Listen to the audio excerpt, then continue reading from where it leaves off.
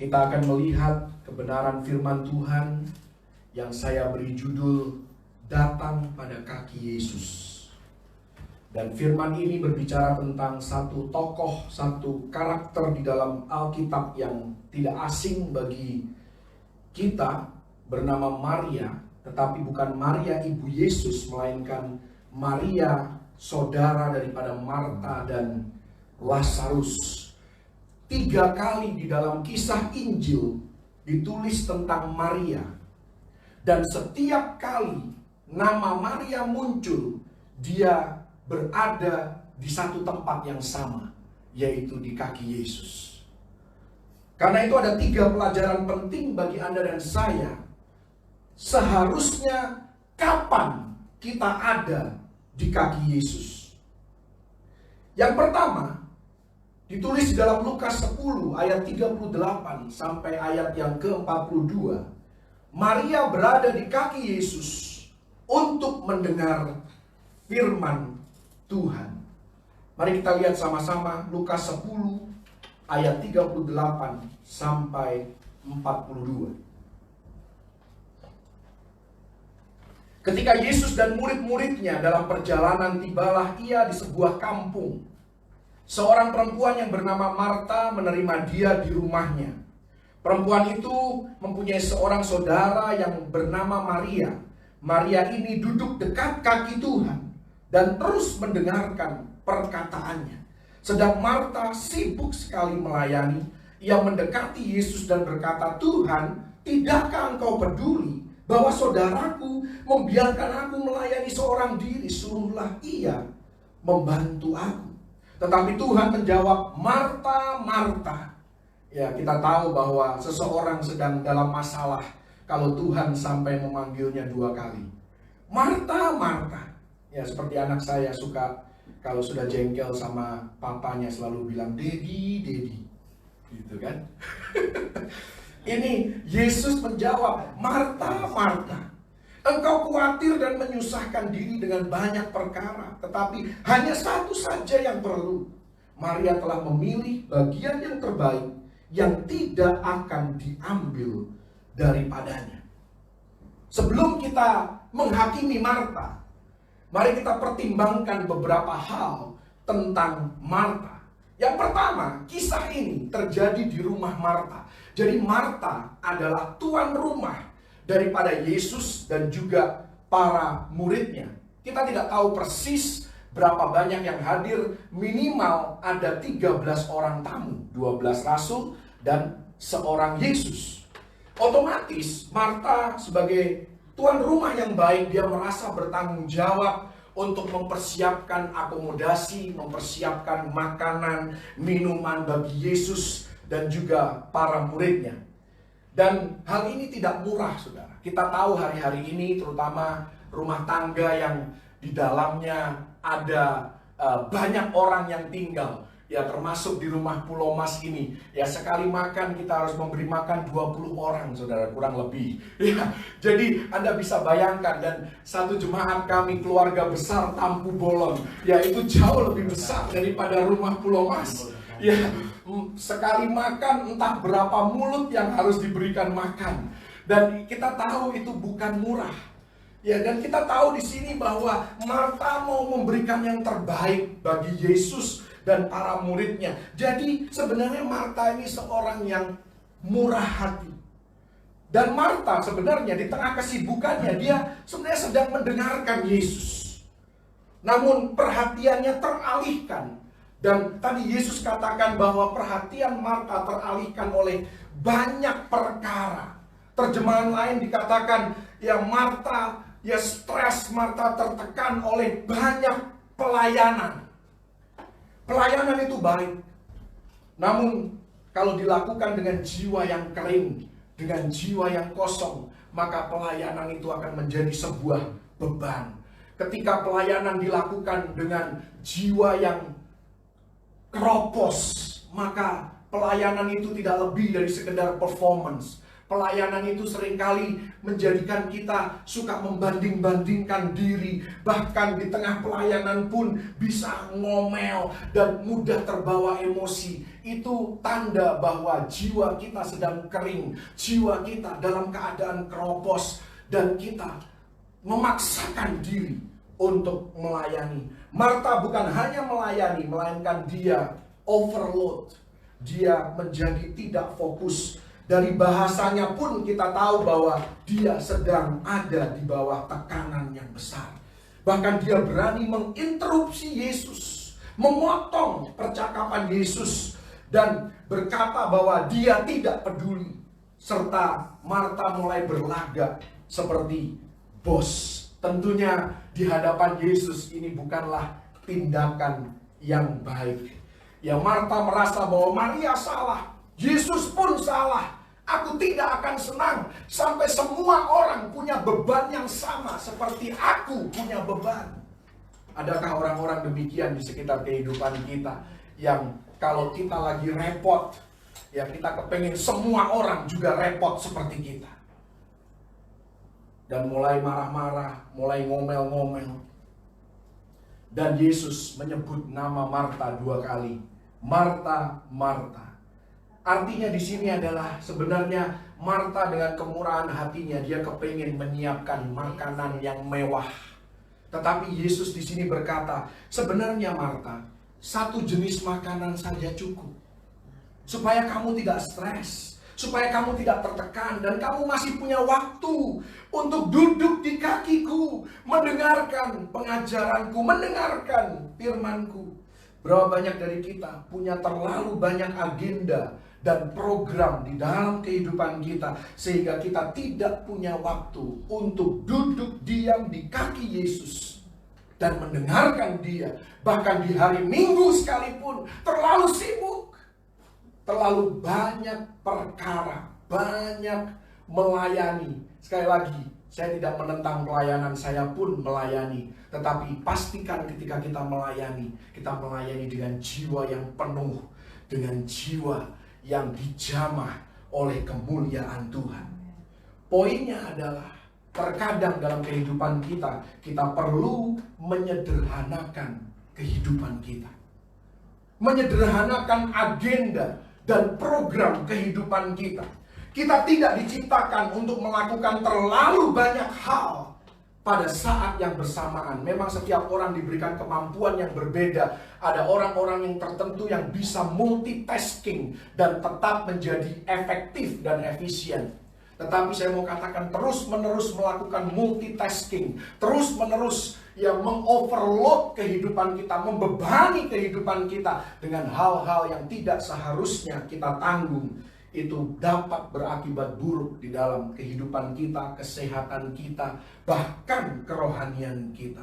Terlalu banyak agenda, terlalu banyak jadwal di dalam kehidupan kita. Aktivitas olahraga, tugas sekolah, pelayanan, urusan rumah tangga, pekerjaan, belum lagi kehidupan sosial. Saya mau katakan, buatlah prioritas yang baik, sehingga kehidupan kita tidak dipenuhi dengan stres. Hiduplah dengan rencana. Manusia harus berencana. Memang Tuhan yang menentukan segala sesuatunya, tetapi kita harus hidup terencana.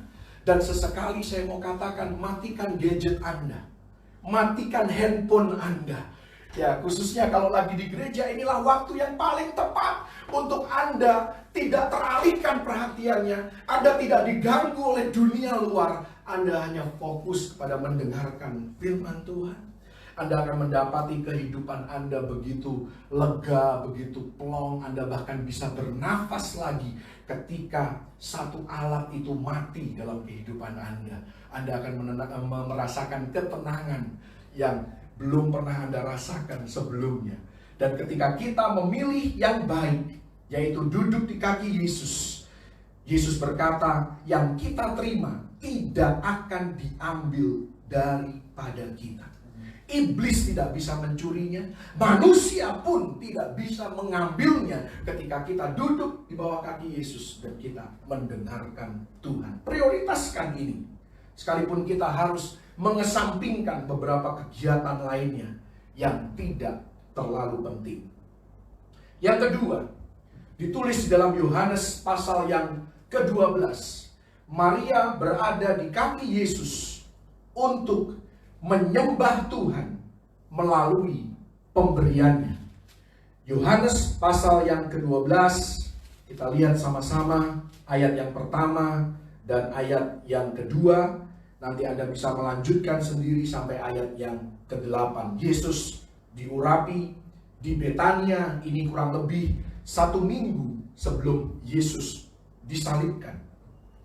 6 hari sebelum Paskah, Yesus datang ke Betania, tempat tinggal Lazarus yang dibangkitkan Yesus dari antara orang mati. Di situ diadakan perjamuan untuk dia, dan Marta melayani. Sekali lagi, di sini Marta melayani. Memang dia ini suka melayani, tetapi kali ini dia melayani dengan senang hati, karena jiwanya sudah dipenuhi dengan Roh Tuhan.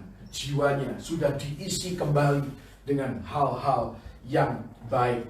Sedang salah seorang yang turut makan dengan Yesus adalah Lazarus. Kita tahu bahwa Lazarus, 1 pasal sebelumnya, Lazarus dibangkitkan dari antara orang mati.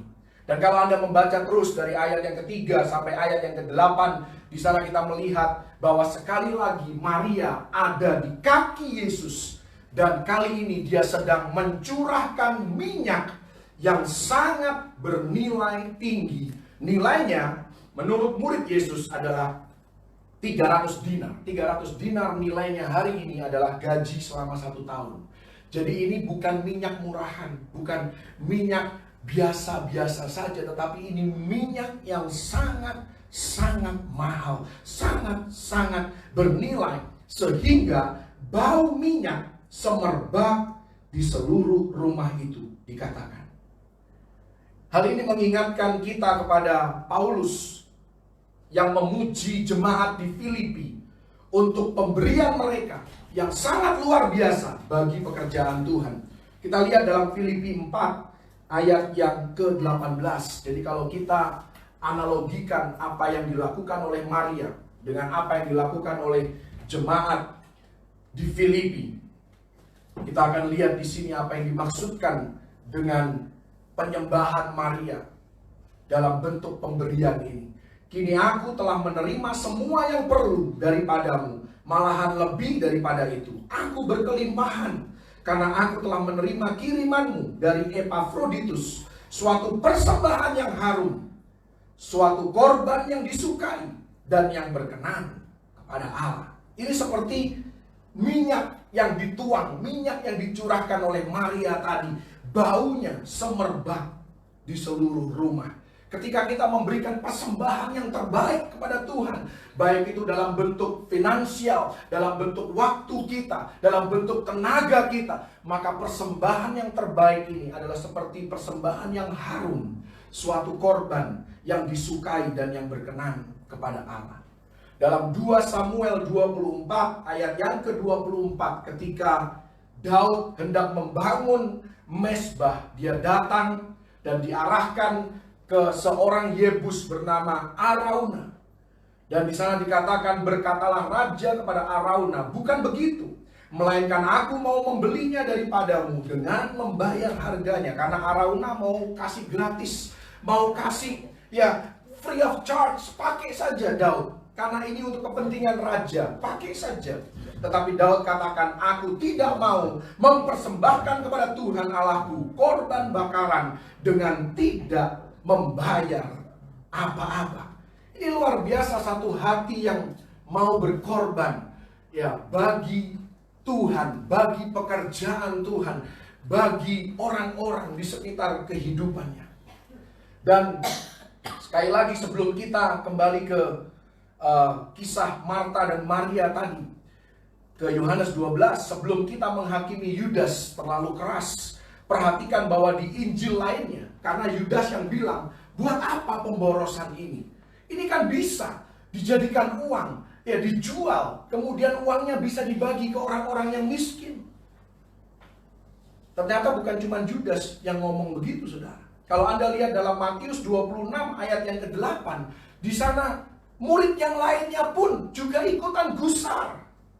Mereka melihat persembahan yang ekstravagan ini, mereka begitu terusik hatinya. Dan mereka berkata, untuk apa pemborosan ini? Saya mau katakan bahwa apapun yang kita bawa kepada Yesus bukanlah pemborosan. Amin. Mungkin terlihat sebagai pemborosan di mata manusia, tetapi bukanlah pemborosan di mata Tuhan.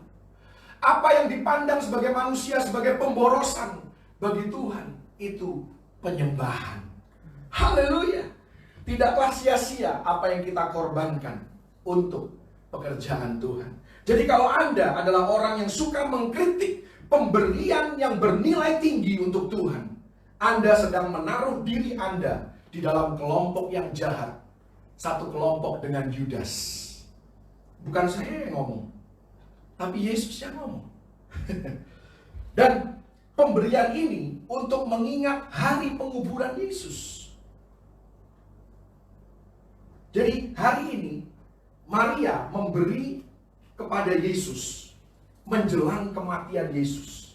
Pemberian Maria adalah untuk memperingati hari penguburan Yesus, hari kematian Yesus. Betapa lebih berharganya pemberian Anda dan saya hari ini. Karena apapun yang kita berikan kepada Tuhan adalah kita berikan untuk merayakan bahwa Tuhan kita hidup hari ini. Yang diberikan Maria itu menjelang kematian Yesus. Yang kita berikan hari ini adalah untuk kita mengingat bahwa Tuhanku hidup. And I serve the living God. Aku melayani Tuhan yang hidup, yang sudah bangkit dari antara orang mati.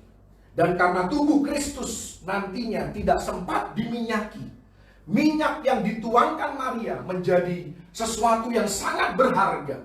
Karena itu, ya di pagi hari pada hari kebangkitan Yesus, itu ada 3 orang wanita yang mau datang ke kubur Yesus. Mereka membawa rempah-rempah, mereka mau mengurapi dan meminyaki mayat Yesus. Karena waktu kematian Yesus pada hari Jumat, mayatnya tidak sempat diminyaki, tidak sempat diurapi.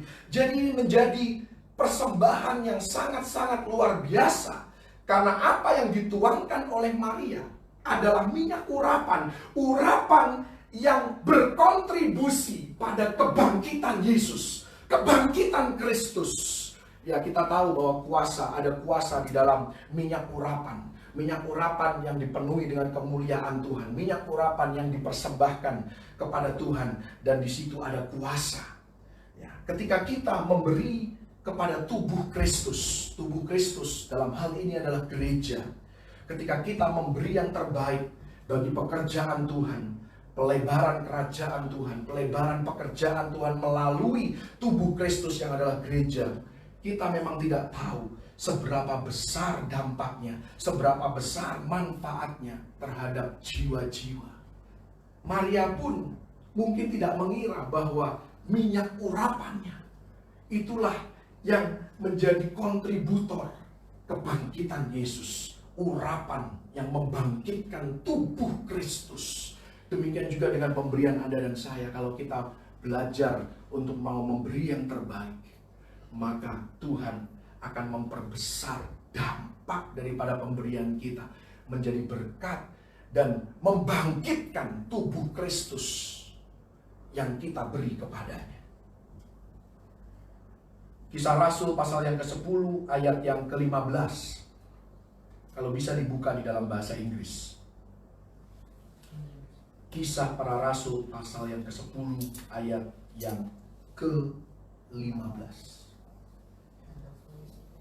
Sudah dibuka? Ya. Bahasa Indonesia saya bacakan dulu supaya Anda tahu perbandingannya. Di dalam bahasa Indonesia dikatakan apa yang dinyatakan halal oleh Allah tidak boleh engkau nyatakan haram. Ini seringkali dikutip ketika Anda hendak makan suatu daging. Iya, tapi ini lebih daripada berbicara tentang makanan. Karena bahasa Inggris dikatakan apa yang sudah dikuduskan oleh Tuhan, jangan engkau katakan bahwa hal itu biasa-biasa saja. Kalau Tuhan sudah menguduskan, dan menghargai persembahan terbaik Anda dan menganggap hal itu sangat berharga, jangan engkau katakan hal itu adalah pemborosan. Jangan kau katakan bahwa hal itu engkau lakukan dalam kesia-siaan. Jangan engkau anggap keselamatan adalah hal yang biasa. Jangan kau anggap ibadah adalah hal yang biasa. Jangan kau anggap kesembuhan ilahi adalah hal yang biasa. Jangan kau anggap terobosan finansial hal yang biasa. Jangan kau anggap pemulihan pernikahan, pemulihan keluarga adalah hal yang biasa. Jangan kau anggap apa yang Tuhan sudah kuduskan. Jangan kau anggap hal itu hal yang biasa saja. Kalau kita mau menjadi anak Tuhan yang kuat dan tidak mudah goyah, jangan pernah berpikir bahwa penyembahan hanyalah buang-buang waktu, hanyalah buang-buang tenaga, sia-sia, tidak ada hasilnya. Jangan pernah berpikir bahwa kita tidak membutuhkan penyembahan ataupun hal-hal rohani di dalam kehidupan kita. Jangan pernah berpikir bahwa hidup benar itu kuno. Jangan pernah berpikir bahwa memberi kepada Tuhan dan kepada gereja, kepada pekerjaan Tuhan itu suatu pemborosan. Jangan pernah berpikir bahwa mengampuni itu rugi. Itu hal-hal yang Tuhan sudah kuduskan. Hal-hal yang menjadi ketetapan dan hukum Tuhan. Apa yang Tuhan sudah kuduskan, jangan engkau anggap biasa. Kalau Anda melihat di dalam Maleakhi 3 ayat yang ke-8, Tuhan begitu keras di sana. Berkata, kalau engkau tidak memberi perpuluhan, engkau sama saja dengan merampok Tuhan. Bahasa Inggrisnya merampok, bahasa Indonesia ditulis menipu Allah. Tapi bahasa Inggris ditulis merampok Tuhan. Merampok Tuhan dalam hal apa? Bagaimana manusia bisa merampok Tuhan? Saya mau katakan, ya ini perspektif yang lain. Saya pun baru mendapatkan pewahyuan ini dan saya sangat excited. Bagaimana kita bisa merampok Tuhan? Kita sedang merampok Tuhan untuk kesempatan Tuhan memberkati kita lebih. Tuhan itu punya hati yang murah hati. Tuhan mau memberkati kita lebih dan lebih lagi. Tetapi kalau kita tidak memberikan perpuluhan, kita sedang merampok kesempatan bagi Tuhan untuk memberkati kita lebih. Bahkan memberkati generasi berikutnya. Haleluya. Mungkin karena ego, karena ketidakpercayaan kita. Saya mau katakan bahwa apapun yang kita berikan, ya, orang yang murah hati itu merupakan orang yang hidupnya penuh dengan syukur. Kalau orang itu tidak pernah bersyukur dalam hidupnya, jangan harap dia pernah menjadi orang yang murah hati. Karena hanya dengan hidup bersyukur, Anda bisa murah hati. Anda bersyukur, aku terima berkat dari Tuhan. Saya bersyukur karena Tuhan memelihara hidup keluarga saya. Karena itu saya bisa murah hati. Karena itu kita bisa memberi dan menolong orang lain. Karena semua pemberian kita didasari oleh ucapan syukur. Kita merampok Tuhan untuk kesempatan Dia menghardik belalang pelahap, belalang pengerik, belalang lompatan dan belalang pindahan. Tuhan mau hardik dan halau semua ini. Tetapi kita rampok kesempatan itu dengan kita tidak mau mengembalikan apa yang menjadi milik Tuhan. Ada satu ayat yang luar biasa juga tentang penyembahan, saudara, tentang bagaimana memberi yang terbaik kepada Tuhan. Kalau Anda baca di dalam 2 Samuel 6 ayat 13, mari kita lihat sama-sama. 2 Samuel 6 ayat 13 ini terjadi ketika Raja Daud membawa kembali tabut perjanjian ke Yerusalem. 2 Samuel 6 ayat 13 dan 14, di sana dikatakan, apabila pengangkat-pengangkat tabut Tuhan itu melangkah maju 6 langkah, maka ia mengorbankan seekor lembu dan seekor anak lembu gemukan. Dan Daud menari-nari di hadapan Tuhan dengan sekuat tenaga. Ia berbaju efod dari kain lenan. Ini saya pernah sampaikan sebelumnya. Kalau Anda hitung secara matematis, kalau setiap langkah manusia adalah kurang lebih 60 cm, satu kali melangkah 60 cm, Dan mereka berhenti setiap 6 langkah. Karena tadi dikatakan setiap 6 langkah mereka mempersembahkan korban. Maka untuk menempuh, karena jarak dari rumah Obed-Edom ke Yerusalem itu jaraknya kurang lebih 9,6 kilometer. Kurang lebih. Anda nanti bisa hitung sendiri secara matematis. Satu langkah 60 cm. Dan mereka harus menempuh jarak 9,6 kilometer. Maka diperlukan 16.000 langkah. Diperlukan 2.667 kali mereka harus berhenti untuk mempersembahkan korban. Dan karena mereka berhenti 2.667 kali, mereka perlu mempersembahkan 2.667 ekor lembu. Dan mereka juga harus mempersembahkan 2.667 ekor anak lembu. Anda bisa bayangkan satu lembu berapa harganya. Inilah makanya dikatakan bahwa Daud itu seorang penyembah yang luar biasa. Memang dia seorang raja yang sangat sibuk. Tetapi dia seorang penyembah yang luar biasa karena dia tidak perhitungan dengan Tuhan. Dan kalau Anda hitung setiap pengorbanan ini membutuhkan waktu 30 menit saja, maka dibutuhkan waktu 1.334 jam selama perjalanan ini, atau 55 hari. 55 hari hanya berbicara tentang pengorbanan daripada lembu dan juga anak lembu ini. Dan mereka tentunya perlu tidur, mereka perlu beristirahat. Kalau diperhitungkan tidur 8 jam setiap hari dan makan 3 jam sehari, maka total waktu yang dibutuhkan untuk memindahkan tabut perjanjian dari rumah Obed-Edom ke Yerusalem, jaraknya cuma 9,6 km. Itu dari Pulau Mas ke Jalan Tamrin, ke Bundaran HI, itu kurang lebih 9,6 km. Untuk menempuh jarak itu, Daud dan semua orang yang menyertai dia membutuhkan waktu 81 hari.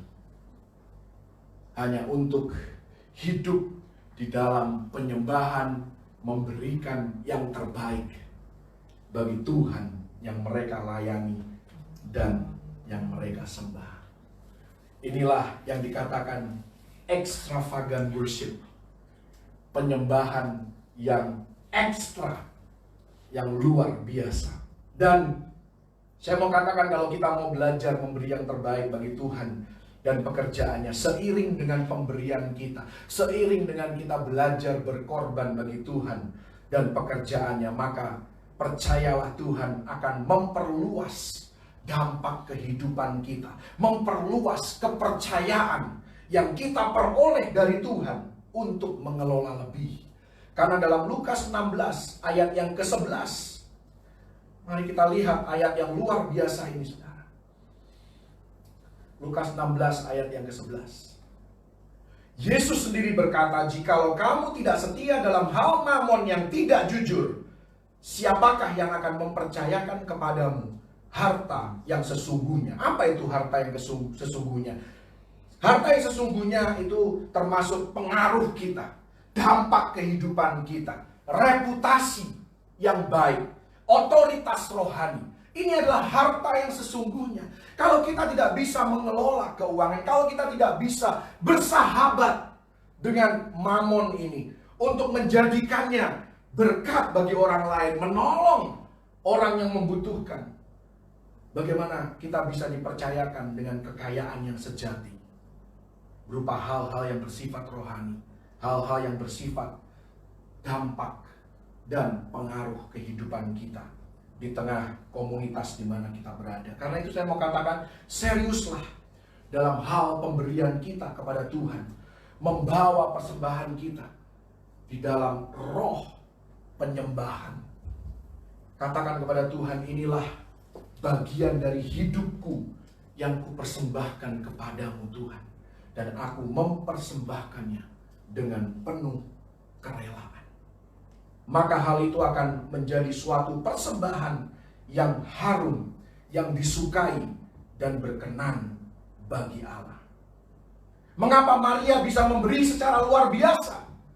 Mungkin Anda berkata, oh ya jelas Maria memberikan persembahan secara luar biasa. Karena satu pasal sebelumnya, Lazarus dibangkitkan dari antara orang mati. Tentu saja kalau aku mengalami mujizat seperti itu, aku akan memberi yang terbaik bagi Tuhan. Saya mau ingatkan bahwa Anda dan saya sebelum mengenal Yesus, kita adalah orang yang mati di dalam dosa kita. Dan kita sedang menuju ke neraka. Tetapi Yesus hadir dalam kehidupan kita. Dia mati bagi dosa-dosa kita. Dan dia membangkitkan kita menjadi orang-orang yang benar melalui kebangkitannya dari antara orang mati. Jadi sebenarnya yang dialami oleh keluarga Maria dan yang dialami oleh Anda dan saya sama-sama mengalami kebangkitan dari antara orang mati, sama-sama mengalami mujizat yang luar biasa di dalam kehidupan kita. Jadi tidak ada alasan untuk kita tidak mau memberi yang terbaik bagi Tuhan. Haleluya. Yang ketiga dan yang terakhir, Maria berada di kaki Yesus dengan pertanyaan dan kebutuhannya. Yohanes 11 ayat yang pertama. Yohanes 11 berbicara tentang kebangkitan Lazarus. Di sana dikatakan ada seorang yang sedang sakit, namanya Lazarus, dia tinggal di Betania, kampung Maria dan adiknya Marta. Kata sakit di sini artinya kondisinya semakin hari semakin memburuk, semakin parah sakitnya. Bahkan kita tahu tidak lama kemudian Lazarus akan mati. Dan kalau Anda lihat ayat yang ke-32 dari Yohanes 11, di sana kita melihat sekali lagi Maria. Setibanya Maria di tempat Yesus berada dan melihat dia, dikatakan di sini, tersungkurlah dia di depan kakinya. Ini untuk ketiga kalinya ditulis dalam kisah Injil, Maria muncul dan dia berada di kaki Yesus dan berkata kepadanya, Tuhan, sekiranya engkau ada di sini, saudaraku pasti tidak akan mati. Artinya Maria sedang dalam kondisi yang sedih, dia sedang dalam kebingungan. Mungkin dia bertanya-tanya, Tuhan, kami sudah kirim utusan, ini urusan yang mendesak. Engkau bisa saja datang lebih awal. Aku pikir kita sahabat. Aku pikir engkau mengasihi kami. Kami tahu engkau tidak jauh.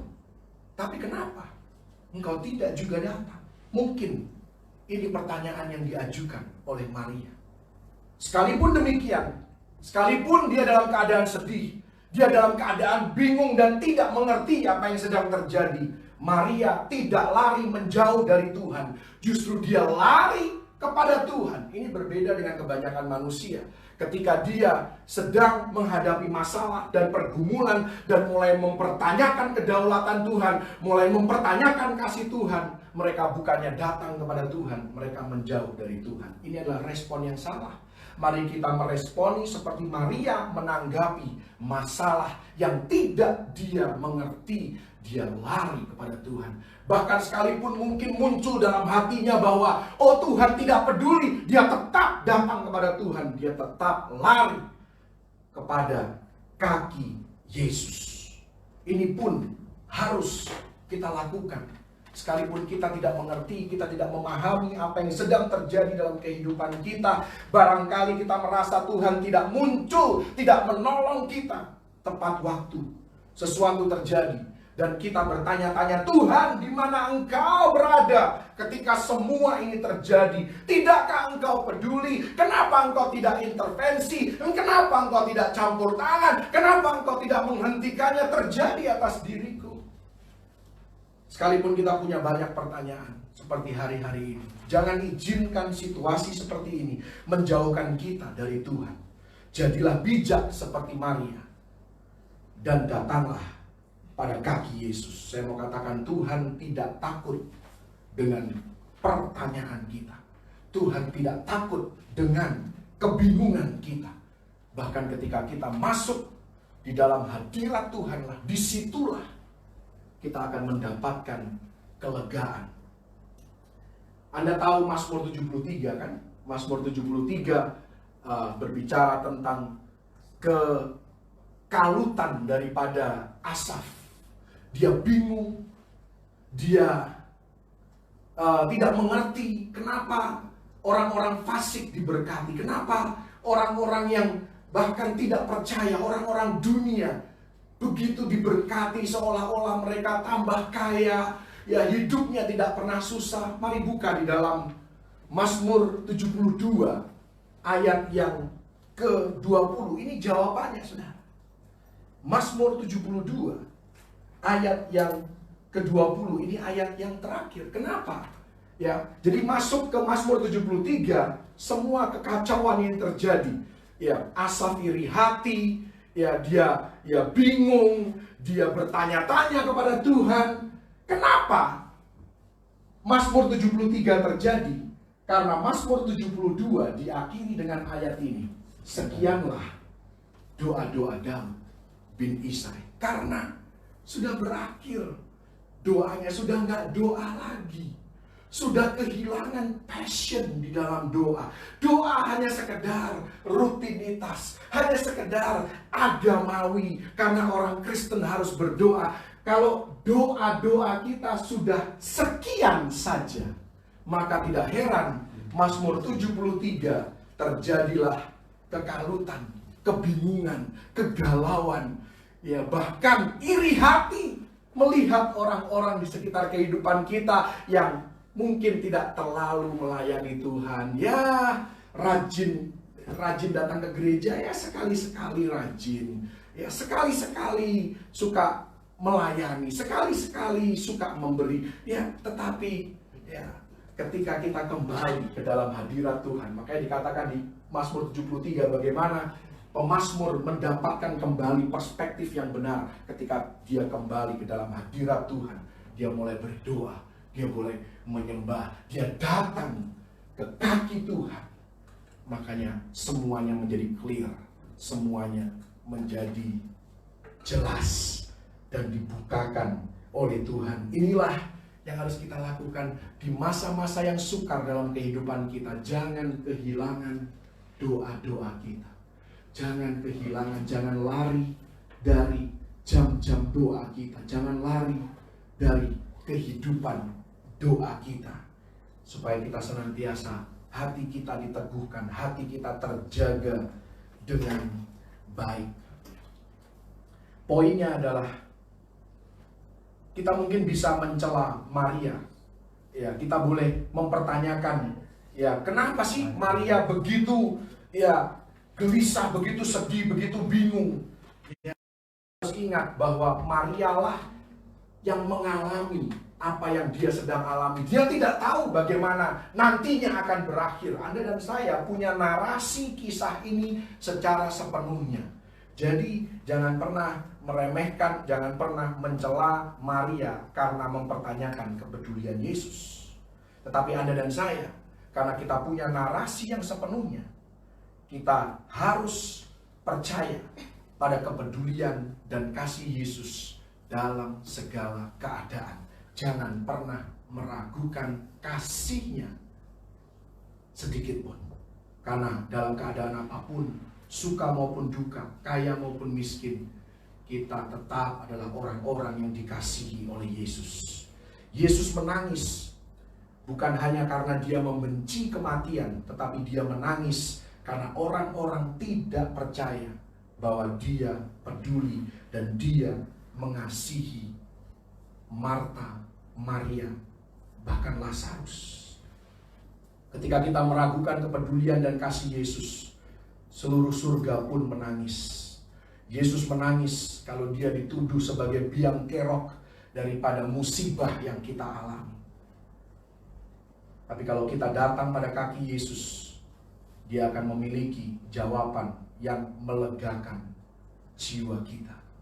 Sekalipun kita belum mengerti apa yang sedang terjadi dalam kehidupan kita, jangan pernah kita marah pada Tuhan seolah-olah dia tidak peduli. Kita tidak perlu memahami segala sesuatu untuk percaya bahwa Tuhan itu baik. Kita harus percaya bahwa Tuhan itu baik sekalipun kita tidak mengerti. Jadi Maria datang ke kaki Yesus. Dia membawa segala kesedihan dan kebingungannya. Dia juga membawa kebutuhannya. Kalau Yesus sanggup membangkitkan orang mati, Dia pun sanggup untuk menyembuhkan sakit penyakit kita. Jadi kalau kita sedang sakit, kita sedang lemah, baik secara jasmani maupun rohani, kita harus datang ke kaki Yesus. Kita lihat dalam Matius 15 ayat 30 dan 31. Matius 15 ayat 30 dan 31, ada hal yang luar biasa terjadi di sana tentang datang ke kaki Yesus. Apa yang bisa terjadi di kaki Yesus. Kemudian orang banyak berbondong-bondong datang kepadanya, membawa orang lumpuh, orang timpang, orang buta, orang bisu, dan banyak lagi yang lain. Lalu meletakkan mereka pada kaki Yesus. Kata meletakkan di sini bukan hanya meletakkan pelan-pelan, tetapi karena saking banyaknya orang, mereka dilempar ke kaki Yesus. Mereka dilempar. Dan setiap kali dilempar, Yesus menyembuhkan mereka semuanya. Maka takjublah orang banyak itu melihat orang bisu berkata-kata, orang timpang sembuh, orang lumpuh berjalan, orang buta melihat, dan mereka memuliakan Allah Israel. Ini yang bisa terjadi ketika kita datang ke kaki Yesus. Yairus jatuh pada kaki Yesus dan anaknya disembuhkan. Perempuan Sirofenisia jatuh pada kaki Yesus dan anaknya yang kerasukan setan dilepaskan. Perempuan yang sakit pendarahan datang pada kaki Yesus dan menjamah ujung jubahnya, lalu mengalami kesembuhan. Bahkan Yesus mengambil waktu untuk mendengarkan kisah daripada perempuan ini dari awal sampai akhir. Bayangkan, Yesus di tengah kesibukannya, Yesus baru saja kembali dari Gerasa, melepaskan orang ya dari kerasukan setan. Ya, kemudian Yesus sudah didatangi oleh Yairus dan Yesus sedang dalam perjalanan menuju ke rumah Yairus. Kemudian diinterupsi oleh perempuan yang sakit pendarahan ini. Yesus masih punya waktu untuk mendengarkan kisah hidup daripada perempuan ini dari awal sampai akhir. Itulah ritme kasih karunia, the rhythm of grace. Ya, tadi kehidupan yang sekalipun agendanya sibuk, banyak hal yang harus dikerjakan, tetapi di dalam jiwa Yesus, di dalam roh Yesus ada ketenangan, ada kedamaian, sehingga dia tetap bisa menikmati setiap momen di dalam kehidupannya. Mari saudara, apapun keadaan kita, apapun yang kita butuhkan, mari kita datang kepada Yesus. Mari kita datang pada kaki Yesus. Yairus harus mengalahkan kesombongannya karena dia adalah kepala rumah ibadat. Perempuan Sirofenisia harus mengalahkan opini yang mengatakan bahwa kesembuhan bukan untuk semua orang. Tapi saya mau katakan, Tuhan kita tidak pilih kasih. Kesembuhan adalah bagi semua orang yang percaya. Perempuan yang sakit pendarahan, dia harus melawan hukum Taurat yang melarang dia dalam kondisinya saat itu untuk ada di depan publik. Tapi dia melawan hukum Taurat itu untuk menjamah jubah Yesus. Kita tidak bisa disembuhkan hanya dengan mengikuti formula dan rumus-rumus. Kita sembuh ketika kita datang pada kaki Yesus. Karena Yesus adalah Tuhan yang berbelas kasihan. Karena itu jangan datang dan fokus pada pengkhotbah. Jangan datang dan fokus pada pendeta. Karena Yesuslah penyembuh kita. Haleluya. Jadi kita perlu datang ke kaki Yesus untuk mendengarkan firman-Nya. Diperlukan skala prioritas dan terkadang perlu mengesampingkan kegiatan kita yang lain. Kita perlu datang ke kaki Yesus untuk menyembah Dia dengan persembahan yang naik seperti bau yang harum di hadapan Tuhan. Yang ketiga, kita perlu datang ke kaki Yesus dengan pertanyaan, dengan kebingungan, dengan kegalauan kita, dan juga dengan kebutuhan kita. Maka kita akan mendapatkan kelegaan, kita akan mendapatkan tempat perhentian di kaki Yesus. Haleluya. Tuhan Yesus memberkati.